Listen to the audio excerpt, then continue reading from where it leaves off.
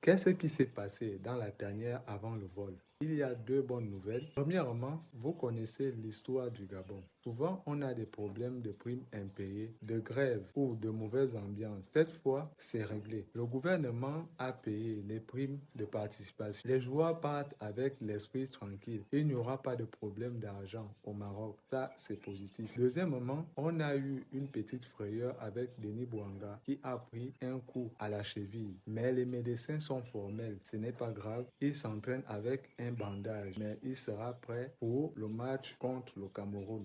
En passant, l'équipe a aussi gagné son premier petit match d'entraînement 2-0. Le moral est bon. Ils sont partis un peu plus tôt pour s'installer tranquillement et s'habituer au climat au Maroc car il fait un peu froid là-bas en ce moment. Maintenant, parlons des choses qui nous énervent tous. La liste des 28 joueurs. Le coach Mouyouma a fait un choix clair. Il a choisi la fidélité. Il a repris les mêmes gars qui ont fait les qualifications. Les cadres sont là. Pierre-Emerick Aubameyang, Mario Lemina au milieu, Denis Bouanga en attaque. Jusque-là, tout le monde est d'accord. Mais le coach a laissé de côté de jeunes.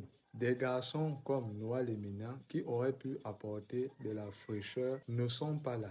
Je sais que tout le monde ne sera pas d'accord. Pourquoi il a fait cela? Parce que le coach veut des commandos. Il veut des guerriers qui obéissent aux ordres. Il a peur que les jeunes ne soient pas assez disciplinés. C'est un choix qui se défend.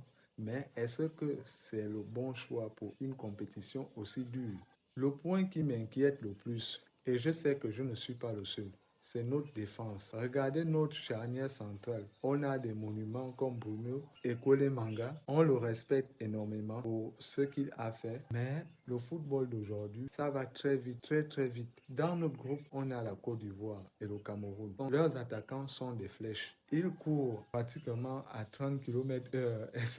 Est-ce que nos défenseurs expérimentés, mais un peu âgés, pourront rattraper s'ils sont pris de vitesse? Le coach parie sur l'intelligence et le placement. Mais si on prend de l'eau dès le premier match à cause de la lenteur, on saura que c'était une erreur fatale. C'est le plus gros risque de cette CAN pour le Gabon.